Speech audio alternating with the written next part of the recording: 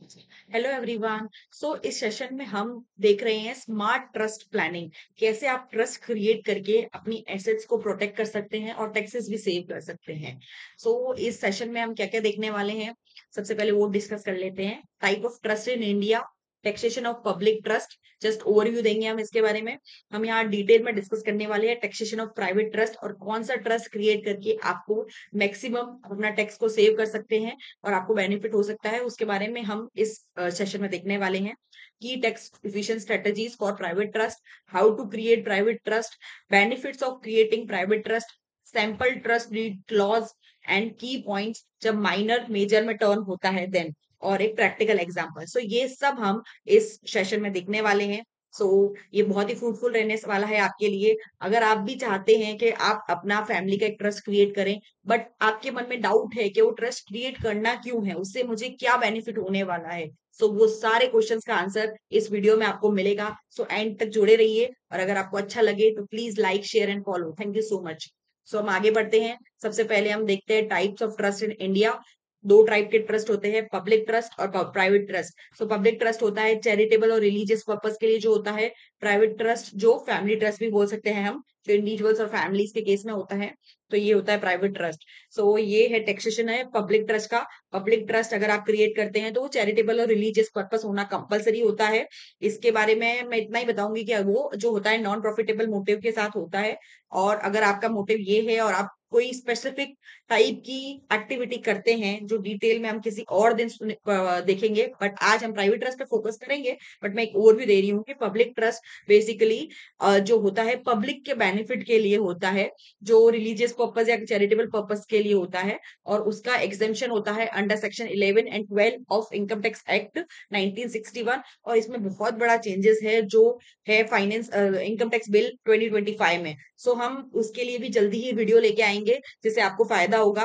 वैसे तो 25-26 के लिए इनकम टैक्स एक्ट 1961 ही एप्लीकेबल होने वाला है, बट फ्रॉम 1 अप्रैल 2026 टेंटेटिव है कि वहां से स्टार्ट हो जाएगा इनकम टैक्स बिल 2025।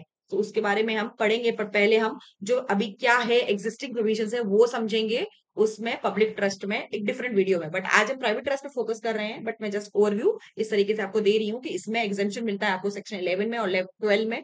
और उसके लिए कुछ क्राइटेरिया आपको फुलफिल करना पड़ेगा। अंडर सेक्शन 12 ए बी में रजिस्ट्रेशन कराना पड़ेगा। और ये जो बेनिफिट्स है इसके लिए आपको रिटर्न तो फाइल करना ही है, चाहे आपकी इनकम टैक्सेबल हो या नहीं हो, आपको रिटर्न फाइल करना है और प्रॉपर बुक्स ऑफ अकाउंट भी मेंटेन करके रखने हैं। नेक्स्ट हम देखते हैं टैक्सेशन ऑफ प्राइवेट ट्रस्ट। जो प्राइवेट ट्रस्ट का जो टैक्सेशन होता है वो आपके बेस करता है आपके स्ट्रक्चर पे, आपने कैसा ट्रस्ट क्रिएट किया है। आपने रिवोकेबल ट्रस्ट क्रिएट किया है क्या इररिवोकेबल ट्रस्ट क्रिएट किया है। तो इसके बेटर अंडरस्टैंडिंग के लिए हम पूरा एक कंपैरेटिव चार्ट देख लेते हैं, ताकि आपको बेटर क्लैरिटी मिलेगी और एक डिफरेंस भी क्रिएट कर पाएंगे आप प्राइवेट ट्रस्ट और पब्लिक ट्रस्ट के बीच में। तो सबसे पहले जो प्राइवेट ट्रस्ट है उसमें एक रिवोकेबल और इररिवोकेबल में भी दो और टाइप है, स्पेसिफिक और डिस्क्रिशनरी। इररिवोकेबल ट्रस्ट होगा, रिवोकेबल मींस जो ट्रस्ट का क्रिएटर है, सेटलर है, वो जब चाहे उस ट्रस्ट को ब्रेक कर सकता है। तो उस केस में एज सच आपको टैक्स का ज्यादा फायदा नहीं होने वाला है। और टैक्स जो है वो कैलकुलेट होगा सेटलर के हैंड में। मतलब वहां पे आपको एसएच को टैक्स का बड़ा फायदा नहीं होगा। जो सेटलर है, अगर वो टैक्स स्लैब 30% में आता है तो उसको 30% ही पे करना है। So that is revocable trust. अब इरिवोकेबल स्पेसिफिक ट्रस्ट बेसिकली होता है वो होता है कि जो ट्रस्ट जो क्रिएट किया है वो इरिवोकेबल है, उसको आप ब्रेक नहीं कर सकते हैं। और वो स्पेसिफिक परसेंट है, मतलब जो बेनिफिशियरी को आपने परसेंटेज डिसाइड किया है वो स्पेसिफिक है। फैमिली ट्रस्ट में सबसे बेस्ट एग्जांपल होता है इरिवोकेबल स्पेसिफिक ट्रस्ट। आप वो क्रिएट करते हैं तो आपको मैक्सिमम टैक्स बेनिफिट हो सकता है। और ये जो टैक्स जो इसका जो टैक्स होता है इरिवोकेबल स्पेसिफिक ट्रस्ट का, वो बेनिफिशियरी के हैंड्स में ही होता है, सेटलर के हैंड में नहीं होता है। मैं आपको एग्जांपल के साथ पूरा प्रॉपर समझाऊंगी। और नेक्स्ट होता है इरिवोकेबल डिस्क्रिशनरी ट्रस्ट। मतलब ये भी इरिवोकेबल है, ये ट्रस्ट को भी आप ब्रेक नहीं कर सकते हैं, बट जो इसका परसेंटेज है बेनिफिशियरी का वो डिस्क्रिशनरी है, डिस्क्रिशन बेसिस पे है सेटलर के। तो यहाँ पे भी टैक्स टैक्स जो होता है वो मैक्सिमम मार्जिनल रेट पे लगता है। वहां जो स्पेसिफिक ट्रस्ट था उसमें टैक्स लग रहा था स्लैब रेट पे, बट यहाँ पे मैक्सिमम मार्जिनल रेट पे लगता है। तो कंपैरेटिवली यहाँ टैक्स का फायदा कम होगा। बट जो भी आपके किस केस में बेस्ट है उसके बेसिस पे आप ये क्रिएट कर सकते हैं। और लास्ट जो है चैरिटेबल ट्रस्ट, जिसका आपको पता है 11 और 12 में एग्जेम्पशन मिलता है। सो ये तो प्रॉपर नॉन प्रॉफिट मोटिव के हिसाब से अगर आपको ट्रस्ट क्रिएट कर रहे हो, और उसका जो क्राइटेरिया है वो हम पहले डिस्कस कर चुके हैं। सो हम आगे बढ़ते हैं। अब की tax efficient strategies for private trust. अब क्या टैक्स एफिशिएंट स्ट्रेटेजीज आपको फॉलो करनी है प्राइवेट ट्रस्ट क्रिएट करते टाइम? तो सबसे पहले जो आपको use specific trust for low income beneficiaries. So आप स्पेसिफिक ट्रस्ट क्रिएट करेंगे तो आपको जो आपके बेनिफिशरीज है उनकी इनकम लो टैक्स स्लैब में आ रही है, मतलब उनकी टैक्स रेट वो कम स्लैब रेट में आ रहे हैं, उनकी इनकम कम है, तो उन्हें आप बेनिफिशरी बनाएंगे तो आपको मैक्सिमम बेनिफिट होगा ट्रस्ट क्रिएट करने से। Transfer appreciating asset early. अगर move asset like real asset shares into the trust before they gain value to minimize capital gain tax later. So अगर आप एसेट्स को जल्दी ट्रांसफर कर लेंगे, अर्ली स्टेज में ट्रांसफर कर लेंगे, तो वो अप्रिशिएट होगी over the period of time. So capital gain है वो भी टैक्सेबल होगा उस बेनिफिशियरी के हैंड्स में जो लोअर टैक्स रेट में है कंपैरेटिवली। सो आपको टैक्स का मैक्सिमम फायदा हो सकता है। Accumulate income strategically. सो आपको डिस्क्रिशनरी ट्रस्ट में trustee can defer distribution to year when beneficiary are in lower tax bracket. So अगर बेनिफिशियरी लोअर टैक्स ब्रैकेट में होगा तो उसकी एक इनकम अच्छी एक्यूमुलेट हो जाएगी तो एक पॉइंट तक, तो उनको काफी फायदा हो सकता है टैक्स का। Avoid clubbing provisions. So basically जो ये ट्रस्ट होता है उसमें अगर आपको क्लबिंग प्रोविजंस का ध्यान रखना है। जो स्पाउस है और माइनर किड है, उन दोनों की इनकम, अगर आपने ट्रस्ट में कोई फंड डाला है उनसे उससे स्पाउस को और माइनर किड को जो इनकम होती है वो clubbing under clubbing provisions of income tax act वो हो जाएगी। तो उस स्पाउस वो जो सेटलर है या फिर जो बंदा जिसकी वजह से बेनिफिट हुआ है उसके हाथ में वो टैक्सेबल हो जाएगी क्लबिंग प्रोविजंस की। तो क्लबिंग प्रोविजंस को भी आपको ध्यान में रखना है ट्रस्ट क्रिएट करते time. Leverage gift tax exemption, but आपको वो ध्यान में रखना है स्पेशली स्पाउस के और माइनर किड के केस में। बट उसको भी एक बेनिफिट है वो हम आगे और देखेंगे। बट फिर भी आपको माइंड में रखना है आप जब ट्रस्ट क्रिएट कर रहे हैं टैक्स को टैक्स का मैक्सिमम आप चाहते हो कि आपका टैक्स कम से कम लगे, तो आप इस पॉइंट को बिल्कुल ध्यान रखिए। Leverage gift tax exemption. Gifts to close relative are exempt from tax when transferred into trust. Invest through the trust. Trust can invest in tax efficient instrument like long term capital gain assets और tax free bonds. So ये सब tax efficient strategies आप follow करके अपने private trust को create कर सकते हैं। हाउ टू, अब नेक्स्ट क्वेश्चन आपके माइंड में आता है कि चलो हमें टैक्स का तो फायदा होने वाला है बट इसे क्रिएट कैसे करना है? तो सबसे पहले हम वो देख लेते हैं। Define the purpose, tax planning, asset protection, succession planning, support for dependents. So यहाँ पे आप देखेंगे तो आपको पर्पस डिसाइड करना है। आपका पर्पस क्या है? टैक्स प्लानिंग भी हो, आपकी एसेट भी प्रोटेक्शन में रहे। अब कैसे प्रोटेक्शन में रहेगी? आप देखिए, अगर आपने कोई जो ट्रस्ट की जो आपने जो कोई प्रॉपर्टी ट्रस्ट में डाल दी है, तो अगर आपके ऊपर कुछ लीगली फ्यूचर में केस भी होता है तो वो बेनिफिशियरी के लिए, जो बेनिफिशियरी आपने ऑलरेडी डिसाइड कर रखे है उस ट्रस्ट के, तो वो उसकी एसेट होगी।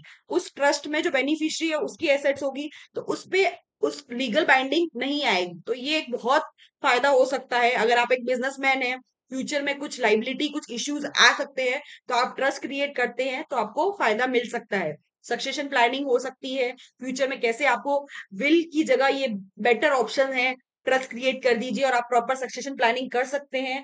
सपोर्ट फॉर डिपेंडेंट्स, जो भी आपके ऊपर डिपेंडेंट्स है, माइनर है, एल्डरली पेरेंट्स है, उनके लिए आप ट्रस्ट क्रिएट करेंगे तो आपको बेनिफिट मिलेगा। अब आपको ट्रस्ट का टाइप चूज करना है। Irrevocable specific trust, discretionary trust या रिवोकेबल ट्रस्ट। ये हम ऑलरेडी डिस्कस कर चुके हैं कि कौन सा ज्यादा टैक्स एफिशिएंट होता है। तो बेस्ड ऑन दैट आपके केस में जो मोस्ट सुटेबल है मैं आपको बता चुकी हूँ कि सबसे बेस्ट होता है रिवोकेबल स्पेसिफिक ट्रस्ट। बट फिर भी जो भी आपके केस में मोस्ट सुटेबल है आप वो चूज करिए। ड्राफ्ट द ट्रस्ट डीड, उसमें आपको क्लियरली मेंशन करना है कौन है सेटलर, ट्रस्टी कौन है जो मैनेज करने वाला है, बेनिफिशरीज कौन से फैमिली मेंबर्स है, ट्रस्ट में कौन कौन सी प्रॉपर्टी ट्रांसफर हो रही है, डिस्ट्रीब्यूशन का रूल्स क्या रहेगा, किसको कितना डिस्ट्रीब्यूट किया जाएगा, and then you have to register your trust. Mandatory है, अगर आप कोई इमूवेबल प्रॉपर्टी ट्रांसफर कर रहे हैं तो आपको ट्रस्ट को रजिस्टर करना पड़ेगा। रजिस्टर करना है लोकल सब रजिस्टर के साथ में, और जो भी स्टाम्प ड्यूटी रेट लगेगी वो आपको पे करनी है। फिर आपको एक पैन कार्ड अप्लाई करना है ट्रस्ट के नाम का, और डेडिकेटेड बैंक अकाउंट भी ट्रस्ट के ट्रांजेक्शन्स के लिए ओपन कराना पड़ेगा। और जो भी ट्रांसफर करना चाहते हैं एसेट्स, मूव एसेट, जो आप आप एक फैमिली मेंबर है आपके ट्रस्ट में बेनिफिशियरी, अगर आप उनको देंगे तो वो एग्जाम्प्ट होती है as per law, you understand that. So आप ट्रांसफर कर सकते हैं as each. Trustee must file ITR annually. Income is tax, तो आपको इनकम टैक्स रिटर्न तो फाइल करना ही है उस ट्रस्ट का। Income is tax based on trust type and beneficiary structure. So हमने ऑलरेडी डिस्कस कर दिया है आप कौन सा टाइप ऑफ ट्रस्ट लेते हैं, उसके बेस में कैसे आपका ट्रस्ट पे टैक्स लगेगा वो हम डिस्कस कर चुके हैं। तो बेस्ड ऑन दैट आपको रिटर्न फाइल करना है और टैक्स लाइबिलिटी जो भी होगी आपको वो पे करनी है। सो ये है पूरा प्रोसेस ट्रस्ट क्रिएट करने का। आई होप इसमें आपको पूरी क्लैरिटी होगी। फिर भी कुछ डाउट हो तो डेफिनेटली आप कमेंट कर सकते हैं, हमें कनेक्ट कर सकते हैं। ओके, नेक्स्ट है बेनिफिट्स क्या मिलेंगे आपको ट्रस्ट क्रिएट करने के। वैसे तो ओवरऑल मुझे लगता है आपको समझ में आ चुका होगा कि आपको टैक्स में बेनिफिट मिलेगा, आपकी लॉन्ग टर्म वेल्थ प्लानिंग होगी, एसेट प्रोटेक्शन होगा, सक्सेशन प्लानिंग होगी, और control and customization. You can specify how and when the child receive benefits. Trustee manage the asset until the child is mature enough. So ये सारे control आप दे सकते हैं, आपकी एक सेफ हैंड में आपकी जो एसेट्स होगी वो चली जाएगी, और प्रॉपर सक्सेशन प्लानिंग भी हो जाएगी, और आपका कंट्रोल भी रहेगा उसमें जो आप क्लॉज को मेंशन करके आप चाहते हैं कि कौन से पॉइंट पे कितना अमाउंट देना है एजुकेशन के लिए या कोई और पर्पस के लिए, तो उसके आप ऊपर आप पूरा कंट्रोल भी रख सकते हैं उसके अंदर क्लॉज डाल के। कैसे, वो नेक्स्ट पॉइंट में हम देखेंगे। Preserve family values. You can include condition like fund to be used only for education और only if the child complete graduation. So आप फैमिली वैल्यूज को भी प्रिजर्व कर सकते हैं, कंडीशंस भी डाल सकते हैं। तो ये सारे बेनिफिट्स आपको ट्रस्ट क्रिएट करने पे मिल सकते हैं। नेक्स्ट एक ये देखिए, हम एक क्लॉज देखते हैं सैंपल ट्रस्ट डीड का। आप देखिए, transfer of beneficial interest upon attainment of majority. So जब आपका किड माइनर से मेजर हो जाता है तो उसको क्या उसकी जो इनकम है अब वो उसके हाथ में टैक्सेबल होगी, बट क्या उसको पावर दिया जा रहा है 18 की एज में, 21 की एज में फर्दर एजुकेशन के लिए उसको कितना फंड मिलेगा उस ट्रस्ट में से। तो ये सारी प्लानिंग आप इस क्लॉज के अंदर डाल सकते हैं ट्रस्ट क्रिएट करते time. You can see the clause. Next key point, what happen when a minor becomes a major. So हमने ऑलरेडी देखा कि क्लॉज डाल के आप काम कर सकते हैं। तो legal at age the beneficiary become legally capable of holding and managing property. Still वो मैनेज कर सकता है बट ट्रस्टी तो उसके ऊपर होगा ही। वो सब आपके क्लॉज के ऊपर डिपेंड करता है कि आपने क्या क्लॉज डाला है। टैक्सेबल ऑब्वियसली अगर वो मेजर में टर्न हो गया है तो वो उसके ऊपर ही होने वाला है।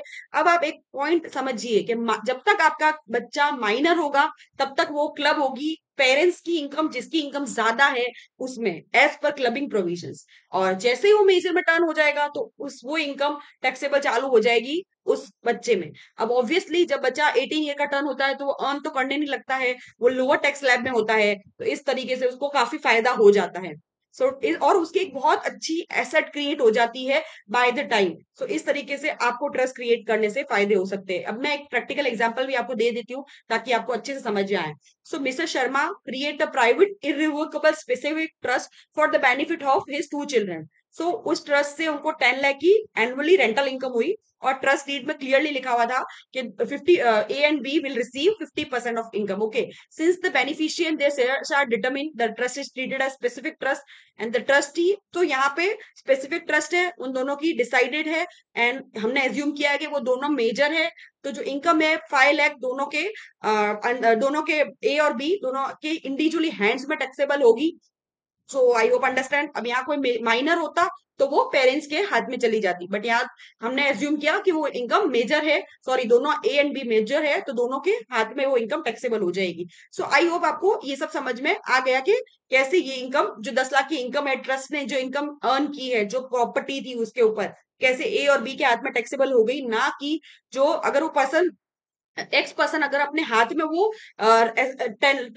एसेट रखता और उससे 10 लाख की इनकम होती, ट्रस्ट में ट्रांसफर नहीं की होती, तो वो ए और बी उनके किड्स के हाथ में ना इनकम होके उनके होती, उनके ए के हाथ, सॉरी एक्स के हाथ में वो इनकम टैक्सेबल हो जाती। तो वो 10 लाख पे 30% टैक्स लग जाता, जो 3 लाख रुपए होता है, और यहाँ जो 5-5 लाख की डिफरेंट लिमिट हो गई, मे भी उनको कुछ टैक्स भी ना पे करना पड़े। सो इस तरीके से उनको अच्छा खासा टैक्स का फायदा हो सकता है, और एक प्रॉपर प्लानिंग भी हो सकती है। अगर फ्यूचर में कुछ उस एसेट्स पे कुछ लाइबिलिटी भी आती है तो वो ट्रस्ट क्रिएट किया हुआ है, वो बेनिफिशियरी का है, वो उस प्रॉपर्टी पे कोई लीगल शूट नहीं हो सकता है। सो आप इस तरीके से इस ट्रस्ट को प्लान कर सकते हैं।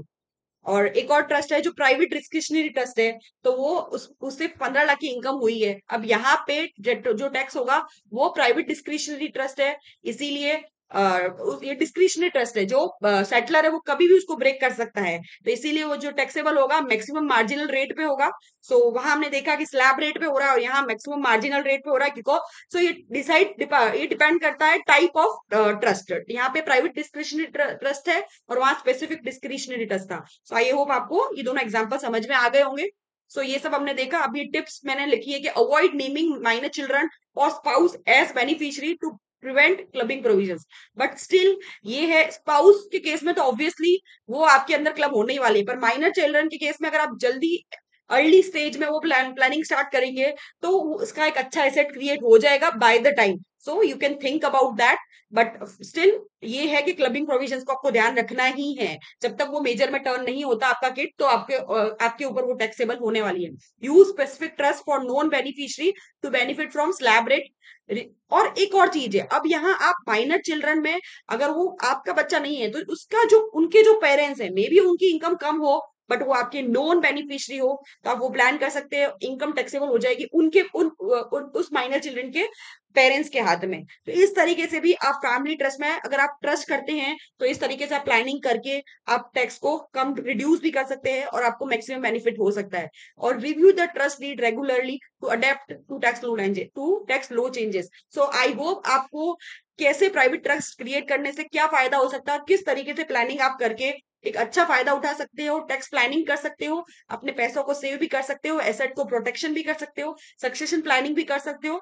सो I hope I can clear all the points related to private trust. So अगर आपको ये वीडियो अच्छा लगा हो तो please like share and follow. Thank you so much दोस्तों।